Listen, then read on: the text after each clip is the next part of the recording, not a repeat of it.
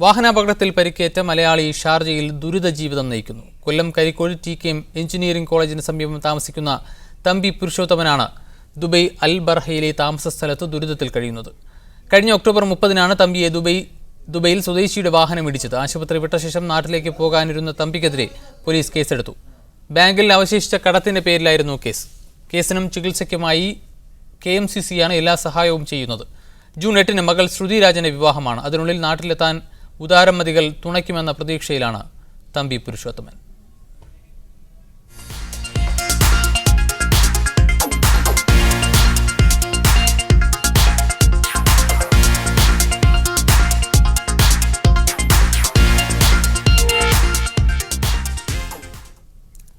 Omani tourism കമ്പനിയായ falcon tourism ഇൻവെസ്റ്റ്മെന്റ്സിന്റെ ആദ്യ സംരംഭം പ്രവർത്തനം ആരംഭിച്ചു. ദാറൽ ഇസ് എന്ന പേരിൽ നിസ്വയിൽ നിർമ്മിച്ച ഭക്ഷണശാല സമുച്ചയമാണ് ആദ്യമായി തുറന്നത്. ടൂറിസം മേഖലയിൽ കൂടുതൽ നിക്ഷേപത്തിന് തയ്യാറെടുക്കുകയാണ് കമ്പനി. 2.7 ദശലക്ഷം റിയാൽ ചെലവിട്ട് നിർമ്മിച്ച ദാറുലിസ് സമുച്ചയം Falcon chairman Sheikh Salim bin Ali bin Nasser Al Siyabi ഉദ്ഘാടനം ചെയ്തു. മസ്കത്തിനും സലാലയ്ക്കുമിടയിലെ നഗരമെന്ന നിലയിൽ നിസ്വയുടെ ടൂറിസം സാധ്യതകൾ പരിഗണിച്ചാണ് ആദ്യ പദ്ധതിക്ക് ഇവിടം തിരഞ്ഞെടുത്തതെന്ന് ചെയർമാൻ പറഞ്ഞു. Tour operators traveling from Muscat to Salala, so Nizwa is the hub, is the center, and because of that we felt that this is the first place to be in Nizwa is to tap this untapped area. അന്താരാഷ്ട്ര നിലവാരമുള്ള 3 ഭക്ഷണശാലകളാണ് ദാറുലിസിന്റെ പ്രത്യേകത. ഇതോട് ചേർന്ന് റിസോർട്ടും ഹോട്ടലും നിർമ്മിക്കാൻ പദ്ധതിയിടുന്നുണ്ട്. Host and a fine dining restaurant on the ground basement. It has a 200 covers sitting capacity, and we have the banquet hall Sarayar restaurant, Sarayar banquet hall. It has a 600 people sitting capacity. We have a Clouds, a Mediterranean Lebanese restaurant in the terrace, and that has about 160 people sitting capacity. This is about Daralis. On the phase 2 of this project, we are also building a hotel that's going to have 129 rooms, a boutique hotel here in Nizwa. മനുഷ്യനിർമ്മിത ഗുഹയ്ക്കുള്ളിൽ 8 റെസ്റ്റോറൻറ്റുകൾ പ്രവർത്തിക്കുന്ന കേവാണ് കമ്പനിയുടെ മറ്റൊരു വ്യത്യസ്ത സംരംഭം. 7.5 ദശലക്ഷം റിയാൽ ചെലവിട്ട് നിർമ്മിക്കുന്ന cave അടുത്ത മാസം മസ്കത്തിലെ ദാർസൈത്തിൽ തുറക്കും. രണ്ടാം ഘട്ടത്തിൽ 80 ദശലക്ഷം റിയാൽ ചെലവിൽ ഇരട്ട ഗോപുരവും കറങ്ങുന്ന റെസ്റ്റോറൻറ്റുമുള്ള പഞ്ചനക്ഷത്ര ഹോട്ടലും മസ്കത്തിൽ നിർമ്മിക്കുന്നുണ്ട്. Shino Shamsuddin, media 1, Muscat. Jazeera എയർവേസിന് വൻ സാമ്പത്തിക വളർച്ച. 2014-ലെ ആദ്യ പാദത്തിൽ 96% ഓൺ ടൈം പെർഫോമൻസ് കൈവരിച്ചതായി അധികൃതർ അറിയിച്ചു. കുവൈത്ത് ആസ്ഥാനമായി പ്രവർത്തിക്കുന്ന ജസീറ എയർവേസ് മാർച്ച് മാസം അവസാനിച്ച 2014-ലെ ആദ്യ സാമ്പത്തിക പാദത്തിൽ വൻ നേട്ടമുണ്ടാക്കിയതായി കമ്പനി അറിയിച്ചു. കുറഞ്ഞ നിരക്കും സമയക്ലിപ്തമായ സർവീസും കൊണ്ടാണ് ജസീറ ഈ നേട്ടം കൈവരിച്ചത്. ഓൺ ടൈം പെർഫോമൻസിൽ 96% കൈവരിക്കാൻ കമ്പനിക്ക് കഴിഞ്ഞുവെന്ന് മാനേജ്മെന്റ് അവകാശപ്പെടുന്നു. കുവൈത്ത് ഒമാൻ റൂട്ടിൽ 41%, ജിദ്ദ റൂട്ടിൽ 13%, മാർക്കറ്റ് ഷെയറിൽ കഴിഞ്ഞ സാമ്പത്തിക വർഷത്തെ അപേക്ഷിച്ച് വളർച്ച രേഖപ്പെടുത്തിയതായും കമ്പനി അറിയിച്ചു. മിഡിൽ ഈസ്റ്റ് രാജ്യങ്ങൾക്കിടയിൽ സർവീസ് നടത്തുന്ന ബജറ്റ് എയർവേസായ ജസീറയ്ക്ക് ജിദ്ദ, ഒമാൻ, ബഹ്റൈൻ, ഇറാഖ് റൂട്ടുകളിൽ യാത്രക്കാരുടെ എണ്ണത്തിൽ ഗണ്യമായ വർധനവുണ്ടായിട്ടുണ്ട്. ഈജിപ്തിലെ 6 നഗരങ്ങളിലേക്ക് ജസീറ സർവീസ് നടത്തുന്നുണ്ട്.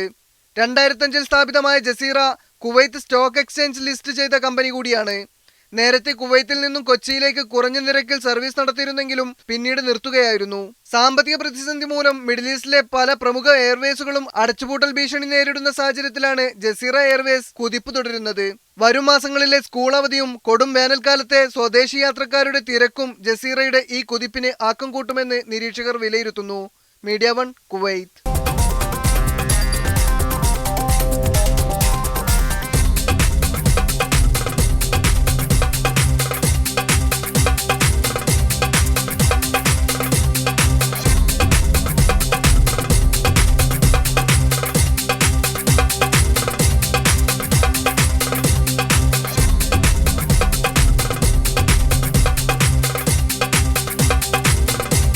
രാജിവെച്ച ബീഹാർ മുഖ്യമന്ത്രി നിതീഷ് കുമാറിനോട് പദവിയിൽ തുടരാൻ JDU നിർവാഹക സമിതി യോഗം ആവശ്യപ്പെട്ടു. ആവശ്യം നിതീഷ് കുമാർ അംഗീകരിച്ചതായി സൂചനയില്ല. അതേസമയം രാഷ്ട്രീയ കരുനീക്കങ്ങൾ സജീവമായ ബീഹാറിൽ RJD-JDU സഖ്യം അവസാനഘട്ട ചർച്ചകളിലേക്ക് കടന്നു. സഖ്യം ഉടൻ ഉണ്ടാകുമെന്ന് JDU കേന്ദ്രങ്ങൾ അവകാശപ്പെടുന്നുണ്ടെങ്കിലും ലാലു പ്രസാദ് യാദവ് ഇക്കാര്യം സ്ഥിരീകരിച്ചിട്ടില്ല. പാർട്ടിയുടെ പാർലമെന്ററി ബോർഡ് യോഗത്തിന് ശേഷം ഇക്കാര്യത്തിൽ നിലപാട് വ്യക്തമാക്കാം എന്നാണ് ലാലു അറിയിച്ചത്. പാറ്റ്നയിൽ നിതീഷ് കുമാറിന്റെ വസതിയിലാണ് JDU നേതാക്കളുടെ നിർണായക യോഗം നടന്നത്. യോഗത്തിൽ പങ്കെടുത്ത MLA മാർ നിതീഷ് മുഖ്യമന്ത്രി സ്ഥാനത്ത് തുടരണമെന്ന് കൂട്ടത്തോടെ ആവശ്യപ്പെട്ടു. പകരക്കാരുടെ പേരുകൾ വരെ ചർച്ച ചെയ്യാനിരുന്ന യോഗം എങ്ങുമെത്താതെ പിരിഞ്ഞതായാണ് സൂചന. അലി അൻവർ, വിജേന്ദ്ര ചൗധരി എന്നീ JDU നേതാക്കളും RJDയിലെ അബ്ദുൽ ബാരി സിദ്ദീഖിയുമാണ് മുഖ്യമന്ത്രി സ്ഥാനത്തേക്ക് പരിഗണിക്കപ്പെടുന്നവരുടെ പട്ടികയിൽ ഉണ്ടായിരുന്നത്. ഇതിനിടെ യോഗവേദിക്ക് പുറത്ത് തടിച്ചുകൂടിയ നൂറുകണക്കിന് JDU പ്രവർത്തകർ വിമത MLA-മാരെന്ന് കരുതുന്ന ചിലരെ ആക്രമിച്ചതായും ശരത് യാദവിനെതിരെ പ്രതിഷേധം പ്രകടിപ്പിച്ചതായും റിപ്പോർട്ടുകളുണ്ട്. പരാജയത്തിന്റെ ഉത്തരവാദിത്തം ഏറ്റെടുത്ത് ആദ്യം രാജിവെക്കേണ്ടത് ശരത് യാദവാണെന്ന് ഇവർ മുദ്രാവാക്യം മുഴക്കി. കേന്ദ്രത്തിൽ BJP സർക്കാർ അധികാരത്തിൽ വരുന്നതിനിടയിലുള്ള ദിവസങ്ങളിൽ സമർത്ഥമായി നിതീഷ് കരുനീക്കുകയാണെന്നാണ് ഇപ്പോഴത്തെ നീക്കങ്ങൾ വിലയിരുത്തപ്പെടുന്നത്. BJPയിലേക്ക് ചാടാനിരുന്ന ഏതാനും JDU MLA-മാർ നിതീഷിന്റെ രാജിയോടെ തൽക്കാലം നീക്കം ഉപേക്ഷിച്ച മട്ടാണ്. ഇവരെ ഒപ്പം നിർത്തി പുതിയ ഗവൺമെന്റ് രൂപീകരിക്കാനുള്ള ആലോചനയിൽ നിന്ന് BJPയും പിൻവാങ്ങുന്ന ലക്ഷണമുണ്ട്. സർക്കാരിന്റെ ഭൂരിപക്ഷം വർദ്ധിപ്പിക്കാൻ ഇതിനിടെ RJDയുമായി ഒത്തുതീർപ്പിലെത്താനും നിതീഷ് നീക്കങ്ങൾ നടത്തിയിരുന്നു. ഈ നീക്കങ്ങളുടെ പുരോഗതി ഇനിയും പുറത്തു വന്നിട്ടില്ല.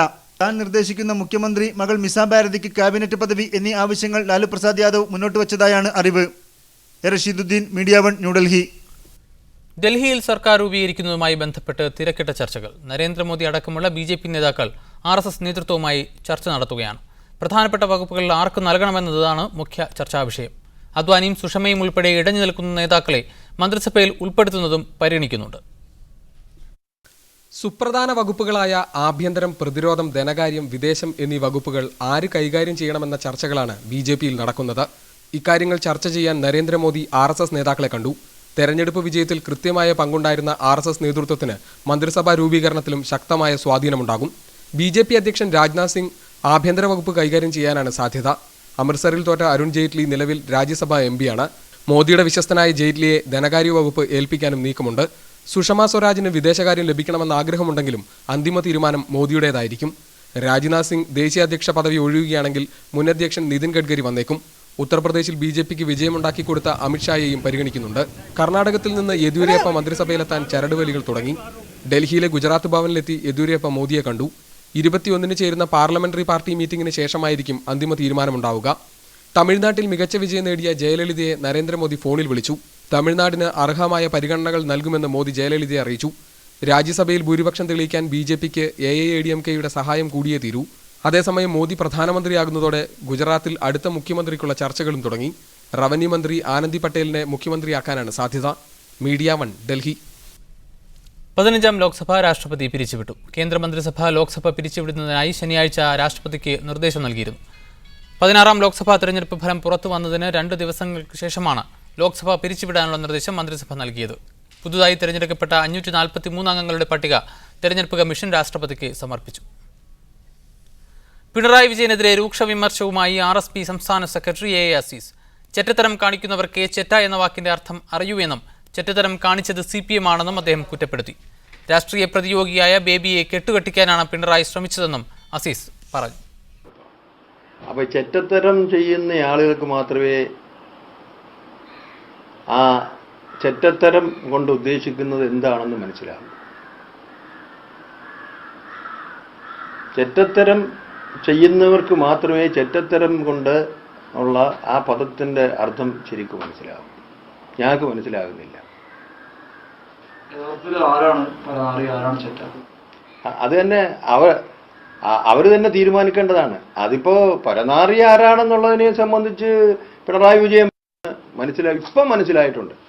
കേരളത്തിലെ കമ്മ്യൂണിസ്റ്റുകാർക്ക് CPMകാർക്ക് മനസ്സിലാകും. കാരണം ഒരു രാഷ്ട്രീയ ഈ പിണറായി വിജയന്റെ ഒരു രാഷ്ട്രീയ പ്രതിയോഗി ആകും എന്ന് കണ്ട് ഭയന്നാണ് അദ്ദേഹത്തിന് ഇവിടെ നിന്ന് വണ്ടി കയറ്റാൻ ശ്രമിച്ചത്.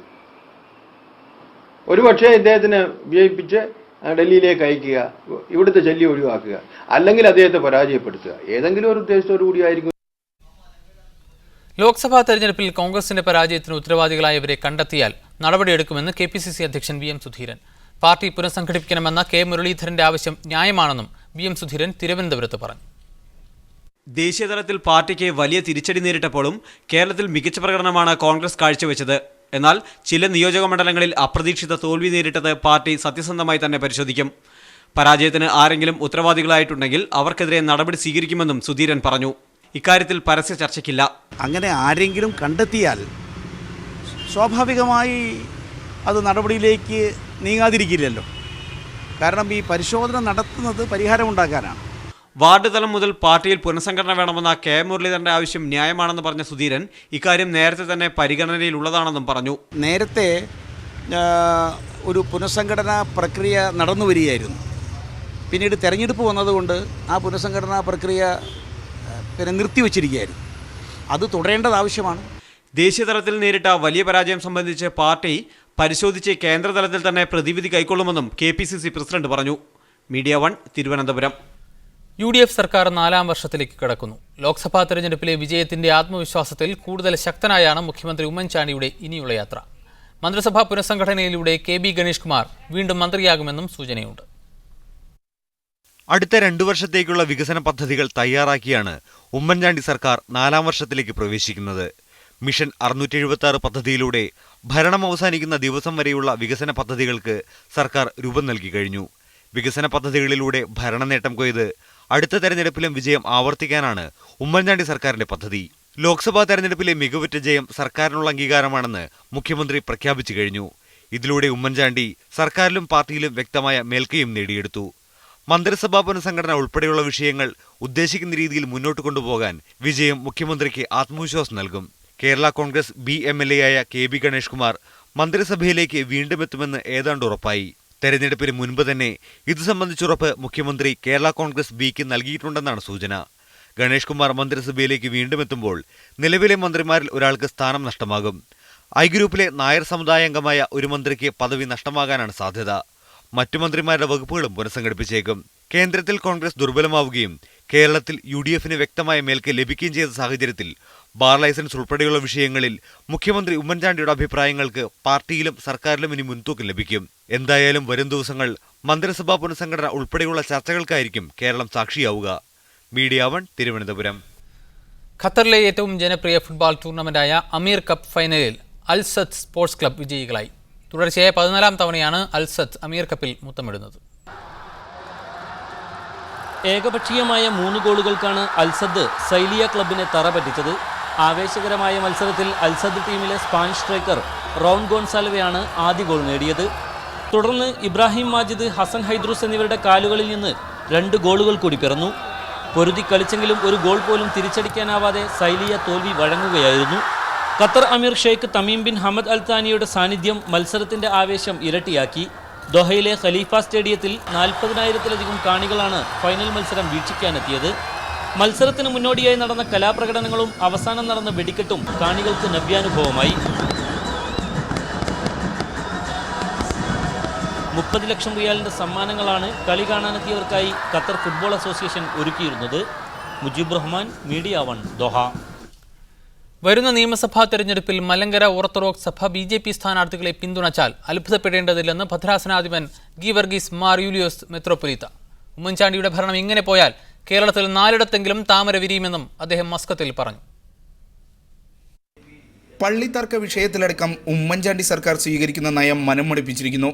പുതിയ സാഹചര്യത്തിൽ BJPയുടെ യോഗ്യരായ സ്ഥാനാർത്ഥികളെ പിന്തുണയ്ക്കാൻ സഭ മടിക്കില്ലെന്നും മലങ്കര സഭ അഹമ്മദാബാദ് ഭദ്രാസനാധിപൻ ഗീവർഗീസ് മാർ യൂലിയോസ് മെത്രാപ്പൊലീത്ത വ്യക്തമാക്കി. ഈ ചില സമവാക്യങ്ങളൊന്ന് മാറ്റിവെക്കണമെന്ന് ചിന്തിക്കുകയാണെങ്കിൽ കേരളത്തിലൊരു പ്രത്യേകിച്ച് ഈ നിയമസഭയിലെ കുറച്ച് താമരപ്പൂവുകളെ വിടർത്തുന്നതിനൊന്നും ഈ വലിയ പ്രയാസമൊന്നുമില്ല. അപ്പോൾ BJPയുടെ ഒരു അലയൻസ് ആകുകയില്ല ഒരിക്കലും. എന്നാൽ BJPയുടെ നല്ല കാൻഡിഡേറ്റ്സ് വരികയാണെങ്കിൽ ഒരുപക്ഷെ പ്രത്യേകിച്ച് ഇനിയുള്ളൊരു രാഷ്ട്രീയ സാഹചര്യത്തിൽ കേരളത്തിൽ ഒരുപാട് ധ്രുവീകരണങ്ങൾക്ക് സാധ്യതയുണ്ട്. ചാലക്കുടി മണ്ഡലത്തിൽ PC ചാക്കോയുടെ പരാജയത്തിന് കാരണമായത് പള്ളിത്തർക്കത്തിലെ പക്ഷപാതിത്വമാണ്. ന്യൂനപക്ഷങ്ങളുടെ കൂടി വോട്ടോടെയാണ് നരേന്ദ്രമോദി ഇന്ത്യയുടെ പ്രധാനമന്ത്രിയാകുന്നത്. അമിത പ്രതീക്ഷയോടെയും ആശങ്കയോടെയും മോദിയുടെ ഭരണത്തെ കാണേണ്ടതില്ല. RSSും അതിൻ്റെ നിലപാടുകളും ഏറെ മാറിയിട്ടുണ്ടെന്നും ബിഷപ്പ് പറഞ്ഞു. ഗാന്ധിജിയുടെ കാലത്തുണ്ടായിരുന്ന RSSും ഇന്ന് കാണുന്ന RSS തമ്മിൽ ഒരുപാട് വ്യത്യാസമുണ്ട്.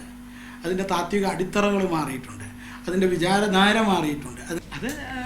ഇന്ത്യയിൽ മതത്തിന്റെ പേരിൽ ആദ്യം രാഷ്ട്രീയ പാർട്ടി ഉണ്ടാക്കിയതും കൂടുതൽ സ്ഥലങ്ങളിൽ ബോംബ് സ്ഫോടനങ്ങൾ നടത്തിയതും ന്യൂനപക്ഷമാണെന്നും മെത്രാപ്പൊലീത്ത കുറ്റപ്പെടുത്തി.